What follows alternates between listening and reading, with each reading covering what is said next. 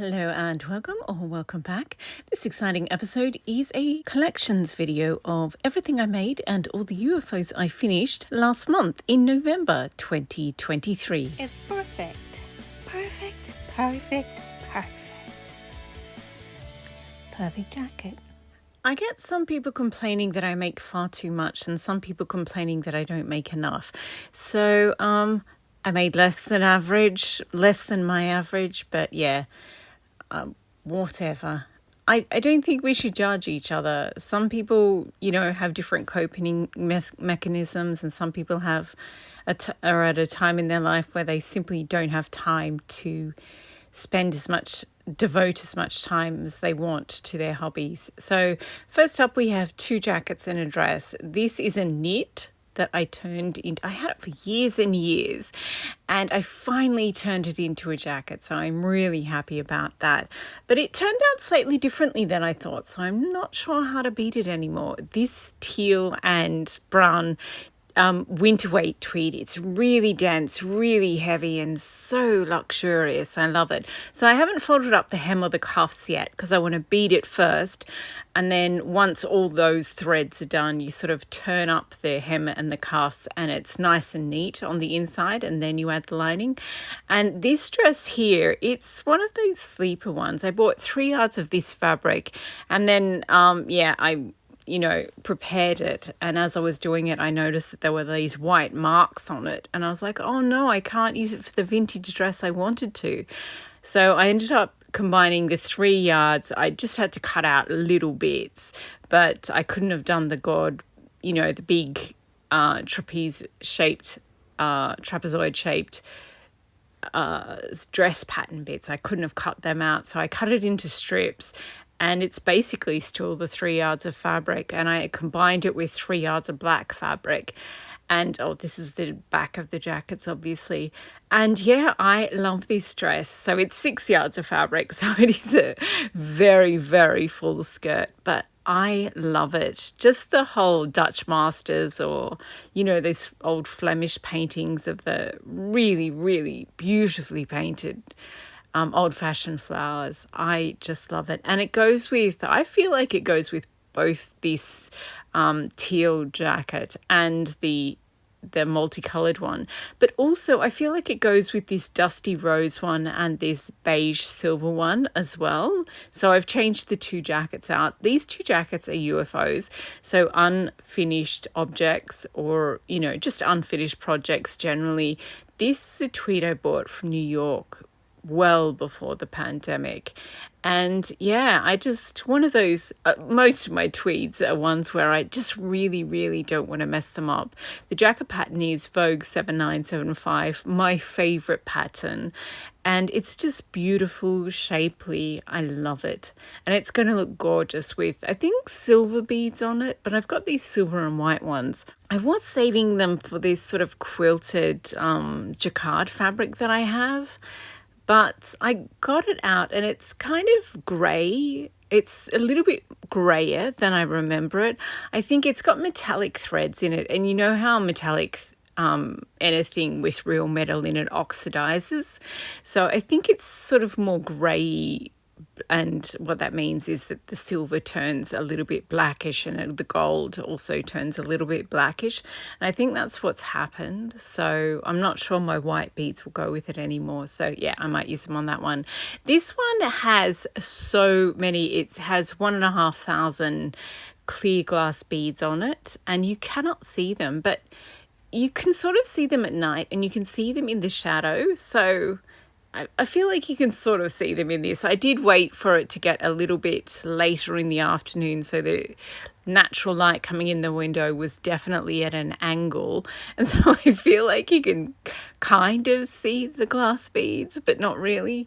So yeah, there's a lot of weight on here, and it's really beautifully beaded, but you have to be so close or know exactly what you're looking for to see it. So I still haven't done the hems and the cuffs because I'm not sure if I'm going to do more beading. I have these beads that are shaped like bows, and the bead hole is through the center, sort of up and down.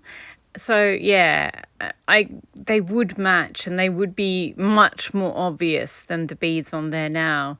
But oh yeah, you can see them now. And yeah, but I don't know if I want to.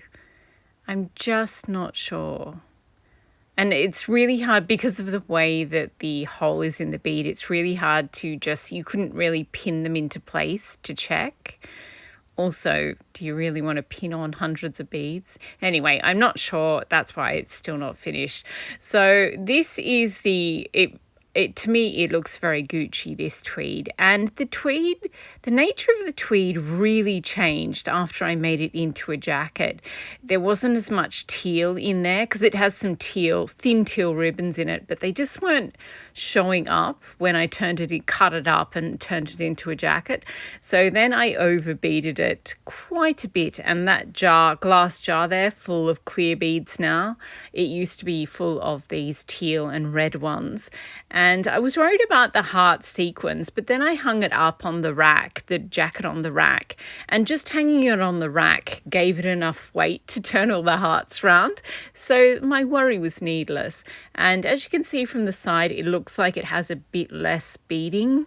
And that's just because I went back and I put more beads on the front. I did this while I was on conference calls, or sort of a week where I was just had a lot of back-to-back stuff. So I bead the same way some people knit. Like I can listen and talk about other things. So I just turned my camera off and I was, contributing properly. I wasn't slacking or anything. But yeah, I think because I was beading but focused on the calls, the work, I think I used too many of the large teal beads on the front. If I'd just been working in silence or been listening to an audiobook or something like that, I think I would have used less of those big plastic teal ones on the front and saved more of them for the back. But I mean, it is what it is. It's very spectacular. It's very fabulous. It's just so ridiculously over the top. I love it. And then we have the Italian tweed. This is the green, cream, and black one. And I added red, and it's got fluoro red bits in there as well in the tweed. And I added red plastic beads, red glass beads, and these little bits of fruit like watermelons, cherries, apples, and strawberries. So yeah, I'm not sure. I'm not sure. Again, when it was the tweed, the green was much more obvious and prominent. But when I cut up into pieces and turned it into a jacket, the sort of oatmeal cream colour and the black became much more prominent. And yeah, not a fan. Green is my favorite color. So anytime green goes missing, I will definitely be the one to miss it. So I don't know. Maybe that's why I don't like it, because I just want it to be more green than it is. So yeah, I still haven't finished the beading, obviously, but I don't know. Should I take it all off and just lean into the green? Because green is, I just feel like there should be more green in there. I mean, I could just use the green for the lining, and because it's about what makes me happy, and the entire combination of everything is what makes me happy. I haven't done the lining for the dragonfly jacket either. So yeah, now we're ready to put those ones up. So yeah, I've put the other one, as you can see, I've got the Italian tweed back on the rack. So I'm just going to leave it there and look at it and decide I tend to just hang things up around the house if I can't decide what to do on them. And as I'm walking past, it jogs the memory. And yeah, I tend to just sort of leave them hanging around somewhere until I work out what I'm going to do with them. Now, this dress here is absolutely gorgeous. I bought it, and you saw it in a fabric haul last month, the pink and navy blue fabrics one. And yeah, I just immediately had to make it up into a dress because it's so cute and I love that dress. It's one of my favorites. And this is another UFO, it had been half finished for ages. And It's funny, this is another one of those tweeds that completely changed when I finally made it up into a jacket. It's much whiter. Yeah, now I'm thinking these clear ones that look white, but they're actually all clear. It's just because there's so many in one jar. I'm thinking maybe I'll use them on the white one. I was always going to use like dark red or dark blue beads on it. But now I'm thinking maybe clear. I'm not sure. And then we have the dragonfly jacket. Oh, I just love this one to bits. I love it so much. The tweed is strips of silk organza, and I was originally going to put these oil slick beads on. I used them on my last navy blue Chanel tweed that I ever beaded. I've got 4 navy blue Chanel tweeds, and I've bought them over a period of a decade and a half. And when I bought that navy blue Chanel tweed, I also bought this one, which I turned into the Edinburgh jacket. So yeah, instead of using the oil sleek bugle beads, I was like, oh, maybe I should use a multicolored mix of, some of the more expensive beads I have. And so that's what I did. And that's how we have the dragonfly jacket. I love this. It is, both the Edinburgh Chanel tweed and this dragonfly jacket they're just 2 of my absolute favorites because they're just like a box of chocolates, where you go to those expensive chocolate stores and you get to pick. They have different size boxes and you can buy whatever size, but then you get to pick each individual chocolate that you put in. They put it specially in the little, compartments in the box that you buy. That's what it reminds me of. It's just so incredibly aggressively unique. I love it. I mean, it was a gorgeous tweed to start with, and I really wanted to do something special with it because it's strips of silk organza that have been dyed, and then so it kind of has little squares on it because they're such thick strips of fabric woven together. And it